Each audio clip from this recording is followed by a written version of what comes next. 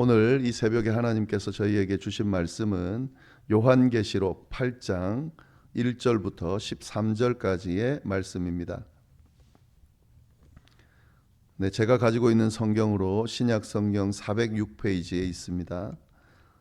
요한계시록 8장 1절부터 13절까지의 말씀, 우리 함께 말씀 교독하도록 하겠습니다. 제가 먼저 1절을 읽습니다. 일곱째 인을 떼실 때에 하늘이 반시간쯤 고요하더니 내가 보매 하나님 앞에 일곱 천사가 서 있어 일곱 나팔을 받았더라. 또 다른 천사가 와서 제단 곁에 서서 금 향로를 가지고 많은 향을 받았으니 이는 모든 성도의 기도와 합하여 보좌 앞 금 제단에 드리고자 함이라. 천사의 손으로부터 하나님 앞으로 올라가는지라. 천사가 향로를 가지고 제단에 불을 담아다가 땅에 쏟음에 우레와 음성과 번개와 지진이 나더라. 일곱 나팔을 가진 일곱 천사가 나팔 불기를 준비하더라. 첫째 천사가 나팔을 부니 피 섞인 우박과 불이 나와서 땅에 쏟아짐에 땅의 3분의 1이 타버리고 수목의 3분의 1도 타버리고 각종 푸른 풀도 타버렸더라. 둘째 천사가 나팔을 부니 불붙는 큰 산과 같은 것이 바다에 던져짐에 바다의 3분의 1이 피가 되고 바다 가운데 생명 가진 피조물들의 3분의 1이 죽고 배들의 3분의 1이 깨지더라. 셋째 천사가 나팔을 부니 횃불같이 타는 금별이 하늘에서 떨어져 강들의 3분의 1과 여러 물샘에 떨어지니 이 별 이름은 쓴쑥이라. 물의 3분의 1이 쓴쑥이 되매 그 물이 쓴물이 되므로 많은 사람이 죽더라. 천사가 나팔을 부니 해 3분의 1과 달 3분의 1과 별들의 3분의 1이 타격을 받아 그 3분의 1이 어두워지니 낮 3분의 1은 비추임이 없고 밤도 그러하더라. 다 같이 읽겠습니다. 내가 또 보고 들으니 공중에 날아가는 독수리가 큰 소리로 이르되 땅에 사는 사자들에게 화가 있으리니 이는 새 천사들이 불어야 할 나팔 소리가 남아 있음이로다 하더라. 아멘. 네, 오늘은 요한계시록 8장 말씀을 함께 나누도록 하겠습니다. 요한계시록 2장, 3장에 아시아에 있는 7교회에 보내는 편지 내용 있었고요. 우리가 그 말씀은 좀 나눴고, 그리고 그 이후부터 4장부터 7장까지의 내용은 저희가 함께 나누지를 못했습니다. 그러나 개인적으로 생명의 삶을 쭉 공부하는 분들은 큐티를 통해서 아마 묵상했으리라 그렇게 생각합니다. 간단하게 그래도 언급을 해야 이게 오늘 본문과 내일 본문 이어서 쭉 우리가 이해할 수 있기 때문에 간단하게 앞의 내용을 좀 정리해서 말씀을 드리도록 하겠습니다. 먼저 4장을 생각해 보시면요. 4장을 보면 이 사도 요한이 환상 가운데 여러 가지 본 모습들을 묘사하고 있는데 그 중에 이제 나팔 소리 같은 음성이 사도 요한을 부르고 그 음성을 듣고 사도 요한이 성령에 감동되어서 환상을 보니까 어떤 장면이 나오냐면 하늘 보좌가 나오고 그 하늘 보좌에 앉으신 분의 모습을 보게 됩니다. 결국 하나님의 모습을 보게 되는 거죠. 천국을 보게 되는 거죠. 그래서 4장에는 이 천국에 대한 또 천국에 앉아 계신 그 하늘 보좌에 앉아 계신 하나님의 모습이 쭉 나옵니다. 그리고 그 보좌 둘레에, 그러니까 하나님이 앉으신 그 보좌 둘레에 24개의 보좌가 이렇게 쭉 놓여 있는데 거기에는 24장로가 흰옷과 금관을 쓰고 그 보좌에 앉아 있는 모습을 보게 됩니다. 그래서 우리가 이걸 보면서요, 그 하나님께서 계신 그 보좌 옆에는 그 24장로, 그러니까 뭐 어떤 일을 했는지는 모르지만 어떤 그 하나님께서 특별히 사랑하는 그런 좋아하는 일을 한 24장로가 그 하나님 주변에 앉겠구나. 뭐 옛날에 이런 해석도 하는 분들도 있고 뭐 그랬습니다. 근데요, 이거는 요한계시록에 나오는 그 비유들은요, 또 그런 어떤 환상의 모습들은 다 이 비유입니다. 그러니까 무슨 말씀이냐면 이 당시에는 기독교를 굉장히 핍박하는 그런 상황이었고, 그렇기 때문에 이 기독교와 관련되는 용어들을 편지나 이런 내용들로 문서로 그렇게 쓸 수가 없었어요. 썼다 그러면 바로 잡아가거나 죽이거나 그랬기 때문에. 그래서 이 요한계시록, 이 계시록 묵시록의 의미는 뭐냐면 하나님의 말씀을 전하는데 그거를 기독교인이 아닌 사람들은 알 수 없게끔, 그래서 기독교인들은 그 의미를 조금만 생각해 보면 알 수 있게끔 그렇게 해서 비유로 그렇게 쓰여져 있습니다. 그러니까 여기서 말하는 24장로가 하나님 주변에 이렇게 보좌에 앉아 있다라고 할 때에 그 24장로는 그냥 24명의 장로가 아니고요. 이들은 어린 양 예수 그리스도의 보혈의 피로 깨끗함을 받은 하나님의 백성들 전체를 가리킵니다. 그러니까 하나님의 보좌 주변에 누가 앉아 있냐면 구원받은 하나님의 백성들이 쭉 앉게 된다는 거죠. 그래서 하나님의 보좌가 하나님이 구원받은 백성들 사이에 둘러싸여져 있는 그런 모습을 지금 묘사하고 있는 겁니다. 그래서 이 하나님의 백성들이 하나님의 보좌를 둘러싸고 뭘 하고 있겠습니까? 하나님을 찬양하겠죠. 그래서 그 모습이 요한이 환상 가운데 보게 됐다 하는 거죠. 그리고 하나님의 보좌로부터 마치 번개와 음성과 우레소리가 나고, 그리고 보좌 앞에는 등불 7이 켜져 있었다. 그리고 뭐라고 설명을 하고 있냐면 이 등불 7은 하나님의 7영이다. 결국에 하나님의 7영이란 말은 하나님의 영, 성령을 말하는 거죠. 그 모습도 봤다 하는 거고요. 그 다음에 보좌 앞에는 하나님의 그 보좌 앞에 어떤 모습이 있는 걸 봤냐면 수정처럼 맑은 유리 바다와 같은 모습을 봤다 하는 거죠.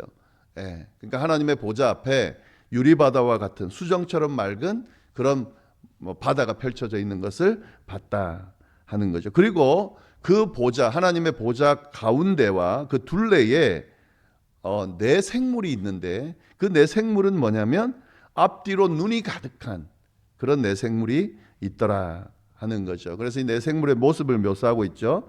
사자처럼 생긴 생물과 송아지처럼 생긴 생물, 그리고 사람의 얼굴처럼 생긴 생물, 그리고 날아가는 독수리처럼 생긴 생물들이 쭉 있더라 하는 거죠. 이건 이제 하나님을 호위하고 있는 천사들을 의미하고 있는 거죠. 눈이 막 앞뒤로 가득하다는 것은 세상을 그 눈으로 이 천사들이 관장하고 관찰하고 있는 그런 모습을 묘사해 놓은 겁니다. 그래서 이 요한이 하늘의 천국의 모습을 보게 되고 그 하나님의 보좌를 보게 되고 또 하나님의 모습을 정확하게 그 모습을 보지 못했겠죠. 감히 인간이 하나님의 모습을 정면으로 볼 수는 없겠지만 그러나 이제 그런 묘사들을 하고 있는 겁니다. 그리고 하나님의 음성, 이 요한이 듣기에는 우레소리 같고 번개와 같고 이렇게 이제 묘사를 하고 있는데요. 그런 모습을 보게 되고 또 그 보좌 주변에는 하나님의 백성들, 구원받은 백성들이 전체가 가득 하나님을 둘러싸고 있고 가깝게 둘러싸고 있는 모습에는 그 천사들, 내 생물로 모습으로 있는 천사들이 둘러싸고 있는 그런 모습을 보게 됐다 하는 거죠. 우리가 천국에 대해서 전혀 정보가 없죠. 근데 이런 요한계시록의 내용, 이 요한이 본 환상의 내용을 보면서 천국이 어떤 모습일 거다라는 것을 우리가 추측해 볼 수 있습니다. 물론 지금 이 묘사해 놓은 이거는 인간이 묘사할 수 있는 그런 그 어떤 최고의 모습을 묘사해 놓은 거죠. 그러나 이것보다 넘어서겠죠. 지금 이 정도밖에 우리가 묘사하고 이해할 수밖에 없는데 정말 그 천국에 가서 하나님의 그 보좌를 보게 되면 아마 말로 표현할 수 없는, 우리가 상상할 수 없는 그런 모습의 모습을 이제 보게 될 거다라고 생각을 하는데요. 그러나 이 말씀을 통해서 어느 정도 우리가 조금 이해해 볼 수는 있을 것 같습니다. 네, 그리고 5장에 나오는 내용은 뭐냐면 두루마리가 나옵니다. 근데 7인으로 봉한 두루마리가 있고 그리고 어린 양이 등장하고 어린 양을 경배하는 모습이 묘사가 됩니다. 근데 이 봉해져 있는 이 두루마리를 뗄 사람이 없는 거죠. 근데 그 봉인한 두루마리를 뗄 유일한 존재가 있는데 그 존재가 바로 어린 양이라는 거죠. 그래서 그 어린 양에게 이 두루마리가 주어집니다. 그리고 이 어린 양이 두루마리를 취할 때에 그때 어떤 모습이 묘사되냐면 네 생물 24장로들 그들이 각각 검은고와 향이 가득한 대접을 가지고 어린 양 앞에 경배드리는 그런 내용이 쭉 나옵니다. 그리고 이제 그 검은고와 향은 그 금대접에 담겨 있는 이 검은고와 향은 성도들의 기도들이다. 뭐 이건 이제 자세히 설명할 수는 없고요. 그런 모습이 있다 하는 거죠. 그래서 어린 양이 7 두루마리, 봉인된 두루마리를 취했다라고 하는 걸 우리가 좀 보면 좋겠고요. 그래서 6장에 넘어가면은 이제 이 어린 양이 봉인된 7 두루마리를 하나씩 떼내는 내용이 나옵니다. 근데 하나씩 떼내는데 그 하나씩 떼내는 내용 떼낼 때마다 뭐가 진행됩니까? 하나님의 심판이 진행이 되는 거죠. 그래서 이 7 봉인된 7개의 두루마리는 하나님의 심판을 의미하는 겁니다. 하나씩 뗄 때마다 그 하나씩 심판이 임하는 것을 묘사해 놓고 있습니다. 그래서 6장에 보면은 7인 중에 6인을 떼는 내용이 나옵니다. 이건 이제 한번 좀 다시 자세하게 말씀을 좀 읽어보시면 좋겠고요. 제가 다 설명할 수가 없으니까. 그리고 이제 한 인만 남았습니다. 그 한 인이 이제 오늘 본문인 8장에 그 인을 떼는 내용이 나오고요. 7장에 어떤 내용이 나오냐면 6째 인과 7째 인을 떼기 전에 이제 설명이 돼 있는 거예요. 그래서 7장의 내용은 봉인된 그 두루마리를 떼는 그 가운데 6번째 봉인을 떼고 난 뒤에 나오는 그런 중간에 들어간 내용이다라고 이해하시면 되겠습니다. 근데 어떤 내용이 나오냐면 인침을 받은 14만 4천 명에 대한 내용이 언급되고 있습니다. 여기서 우리가 좀 잘 봐야 되는 건요. 이 인침을 받은 14만 4천 명이라는 것은 하나님의 어떤 선택받은 그런 구원받은 백성들을 이야기하는 거죠. 근데 이 숫자를 굉장히 의미 부여를 많이 해가지고 이 14만 4천 명, 그러니까 구원받은 백성, 하나님의 백성, 그 백성은 14만 4천 명만 될 거다라고 하는 이 숫자를 강조해가지고요. 그래서 이단들이 많이 생겨요. 이 성경을 문자 그대로 그냥 있는 글자 그대로 해석하려는 그런 움직임들이 많이 있죠. 그리고 아마 여러분들이 신앙생활 하면서 아주 보수적인 그런 신앙적인 분위기에서 신앙생활을 했다고 하면 이 숫자 그대로 받아들이려고 하는 그런 신앙생활을 한 분도 있을 거예요. 1.1획도 이 성경의 내용이 바뀔 수 없고 변할 수 없다라고 하는 그런 의미는 분명히 있습니다만은 이 성경이 기록되어 있는 그 안에 담겨 있는 의미를 전혀 해석하지 않고 그냥 그런 의미하고도 상관없이 여기 있는 글자 하나하나 문자 하나하나에만 의미를 둔다고 하는 것은 올바른 성경 해석이 아니죠. 14만 4천 명이라고 하는 것은 성경 전체적으로 볼 때 성경에 보면 숫자들이 많이 나오잖아요. 뭐 몇 명, 뭐 12지파, 뭐 24장로, 뭐 이런 내용 7 봉인, 뭐 이런 숫자들이 나오는데 성경이 언급하는 이 숫자들은 다 의미가 있습니다. 그래서 이스라엘 그 분위기에서는 이 숫자를 딱 들으면 저희와 다르게 그 숫자가 갖고 있는 의미까지도 같이 이해를 하죠. 그러니까 여기서 14만 4천 명의 하나님께서 인치신 백성하면 우리는 모르죠. 그러나 이스라엘 백성들은 14만 4천 명이라고 하는 이 숫자가 완전수라는 것을, 그러니까 이 숫자는 14만 4천 명을 의미하는 것이 아니라 구원받은 하나님의 백성들 그 전체를 의미한다는 걸 딱 이해를 하게 돼요. 그러니까 그렇게 이해하고 이 숫자를 봐야 되는 거죠.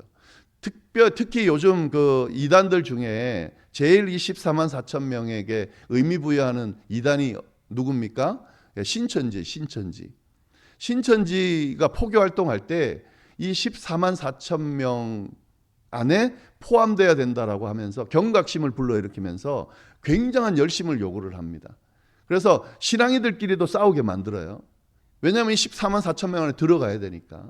그래가지고 막 사람들을 부추겨가지고 14만 4천 명 안에 들기 위해서 뭐 헌금도 많이 해야 되고 봉사도 많이 해야 되고 여러 가지 죄 짓는 것도 하지 말아야 되고 해가지고 그렇게 막 겁을 줘가지고 사람들을 막 이렇게 그렇게 부추기고 열심히 일하도록 만들어 놓습니다. 근데 문제는 14만 4천 명이 넘어가 버렸어요. 그럼 어떻게 될까요? 그러니까 또 다른 이론을 만들어내는 거죠. 이 숫자에 매이다 보면 이런 현상이 생기게 되는 거죠. 여기에 나오는 요한계시록이 이야기하는 하나님의 백성들 인침받은 14만 4천 명은 완전수를 이야기하는 거예요. 하나님의 백성들 전체를 이야기하는 겁니다. 그거를 좀 잘 아시면 좋겠습니다. 그래서 14만 4천 명만 구원받는 게 아니라 하나님을 예수 그리스도를 나의 구주로 믿고 고백하는 모든 사람들을 하나님께서 구원하신다라고 하는 사실을 기억하시면서 이 14만 4천 명이 천상에서 하나님께 경배를 드리는 모습이 나오는데 구원받은 하나님의 백성들은 누구든지 하나님의 그 보좌가 있는 천국에 가서 하나님을 경배하고 찬양하며 하나님의 어떤 그 영광을 받으면서 그렇게 행복하게 살 수 있다라고 하는 사실을 의미한다는 것을 꼭 기억하시면 좋겠습니다. 자, 이렇게 해서 이제 우리가 8장으로 넘어온 겁니다. 그러니까 앞에 있는 내용을 좀 잘 이해를 하시면 좋겠고요. 오늘 8장 말씀인데 이 8장에는 아까 말씀드린 것처럼 7인 중에 마지막 7인을 떼는 장면이 나옵니다. 근데 이제 오늘 이 마지막 인을 떼는 거를 굳이 6째 인까지 하고 한 인을 남겨놓고 중간에 다른 내용을 넣고 7째 인을 이렇게 떼는 것을 언급하는 이유가 뭘까? 이 7째 인을 떼는 이 과정이 뭐냐면 최종 심판을 의미하기 때문에 그렇습니다.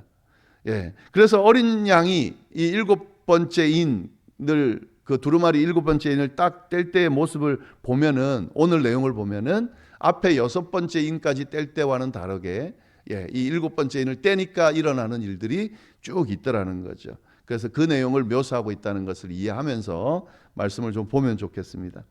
자, 7번째 인을 딱 떼니까 어떤 일이 일어났습니까? 1절 말씀 보시면은 8장 1절 7째 인을 떼실 때에 하늘이 반 시간쯤 고요하더라. 앞에 6번째 인까지 막 뗄 때 분위기와 갑자기 달라집니다. 앞에 인을 뗄 때는 재앙이 막 일어나는 내용들이 묘사가 돼 있었는데 갑자기 7번째 인을 딱 떼니까 어떻게 됐다는 거예요? 반 시간이나 갑자기 침묵하더라는 거죠. 고요해지더라는 거죠. 이 침묵이 갖고 있는 의미는 뭘까요? 뭔가 지금 숨고르기를 하는 거죠. 어떤 숨고르기를 하는 걸까요? 이 다음에 일어나는 재앙은 이젠 진짜 앞에서 일어났던 재앙과는 전혀 다른 분위기의 재앙이 일어날 거다라고 하는 이 어떤 침묵의 의미가 있는 겁니다. 뭔가 큰 일이 일어날 거라고 하는 것을 전조하는 그런 의미가 있다는 거죠. 제가 아까 말씀드렸죠. 마지막 심판이 이제는 일어날 거다라고 하는 그것을 의미하는 두렵고 지금까지 일어났던 것과는 비교되지 않은 무서운 심판이 일어날 거다라고 하는 것을 의미하는 그런 침묵의 시간이 주어지더라 하는 거죠. 우리가 이 말씀만 가지고도 7번째 인을 뗐을 때 어떤 일이 일어날지 그 분위기를 충분히 유추해 볼 수 있습니다.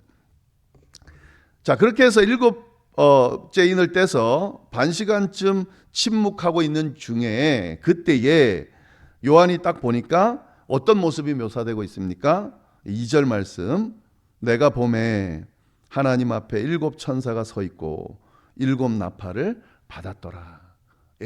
그러니까 하나님 앞에 7 천사가 서 있는데 7 천사들에게 하나님이 나팔을 전해주는 모습을 묘사하게 됐다. 이렇게 묘사하고 있다 하는 거죠.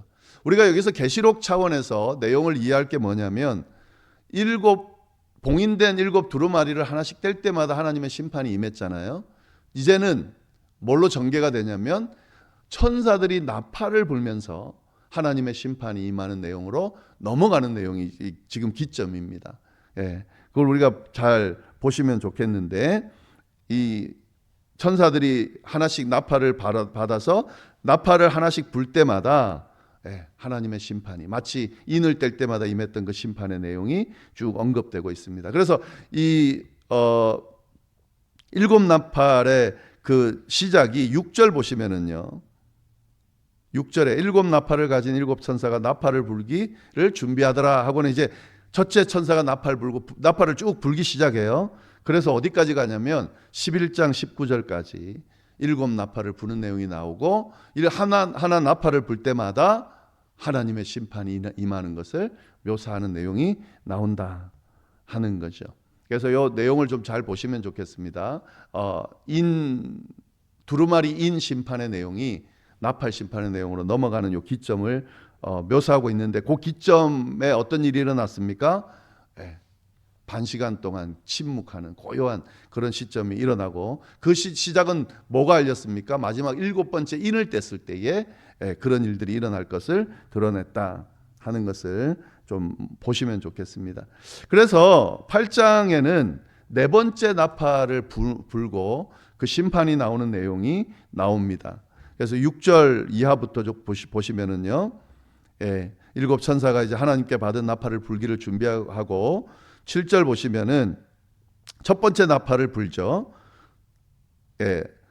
첫째 천사가 나팔을 부니 피 섞인 우박과 불이 나와서 땅에 쏟아짐에 땅의 3분의 1이 다 타버리고 수목의 3분의 1도 타버리고 각종 푸른 풀도 타버렸더라.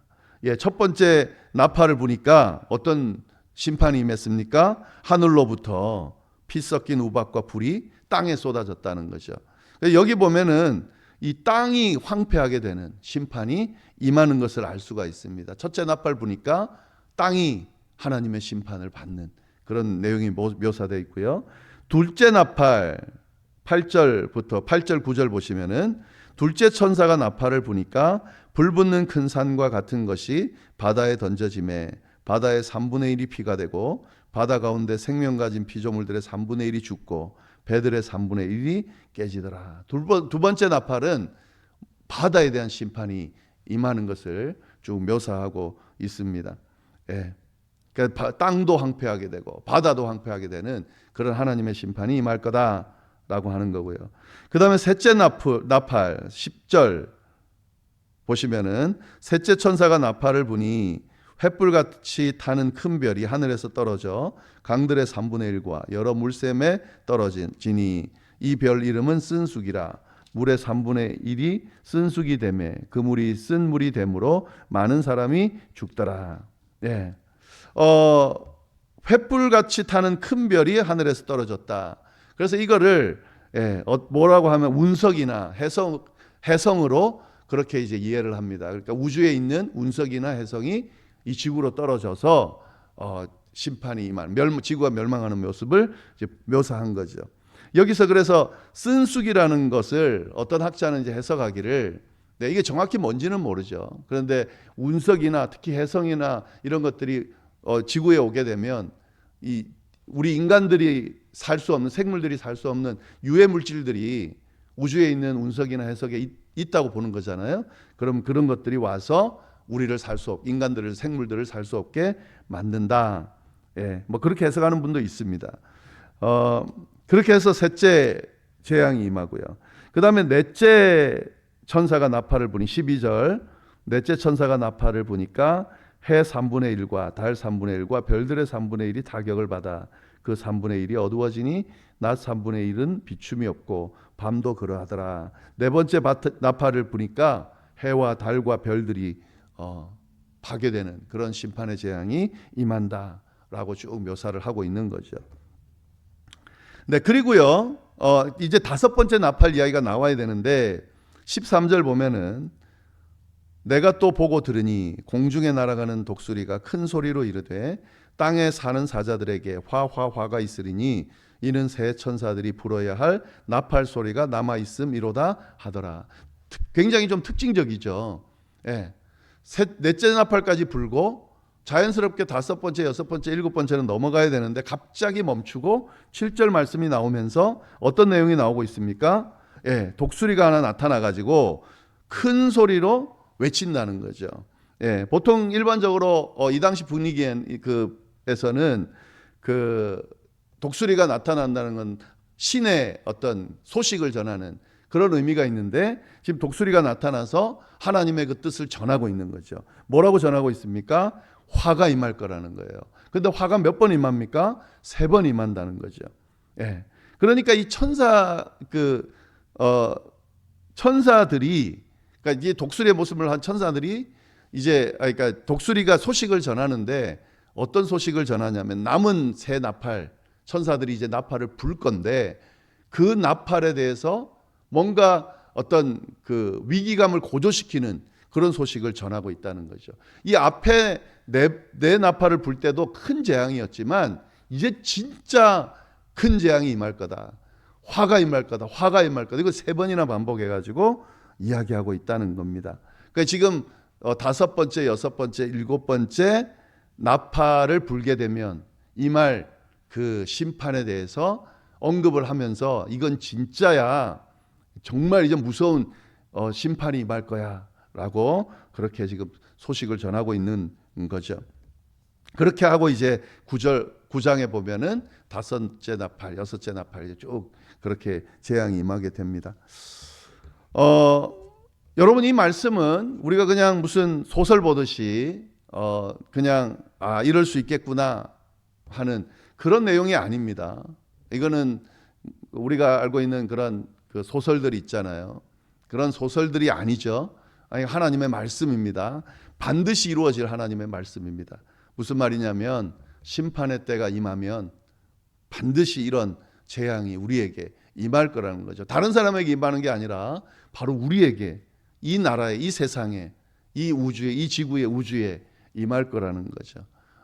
이런 하나님의 심판이 임할 거라고 하는 경고의 말씀을 사도 요한을 통해서 이 당시 초대교회 성도들에게 전해주고 있고, 또 오늘 우리에게도 전해주고 있다는 사실을 우리가 좀 잘 기억을 해야 됩니다. 그냥 평온한 것처럼, 이렇게 별일 없이 잘 지내는 것처럼 그리고 우리가 살아가고 있지만, 사실은 이 세상의 흐름을 잘 보면 종말로 치닫고 있고, 우리가 그 종말의 현장 안에 있다는 것을 우리가 느낄 수 있어야 되고요. 그러니까 이런 상황에서 우리의 삶을, 신앙을 어떻게 세우고 지켜야 될지 좀 경각심을 가지고 돌아봐야 될 때가 아닌가 하는 생각이 듭니다.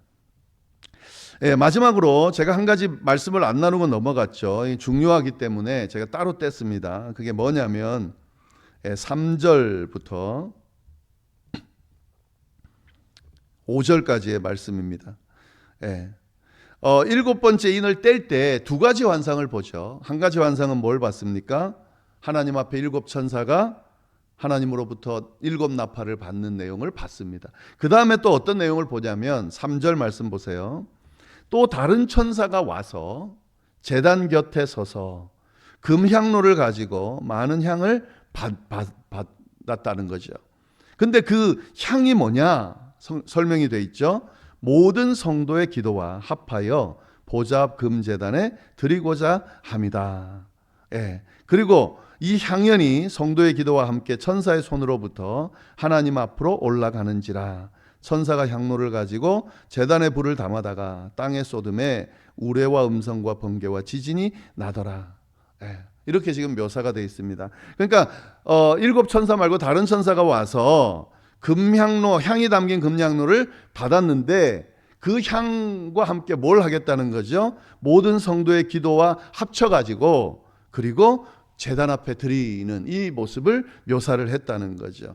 그래서 이 향이 성도의 기도와 어우러져서 하나님 앞으로 올라가게 됐다는 겁니다. 그리고 그 천사가 갖고 있는 향로를 제단의 불에다가 담아다가 땅에 딱 쏟으니까 어떤 일이 일어났습니까? 우레와 음성과 번개와 지진이 나더라 하는 거죠. 이게 뭘 의미할까요? 지금 우레와 음성과 번개와 지진이 났다는 건 심판이죠. 하나님의 심판을 묘사하는 거죠.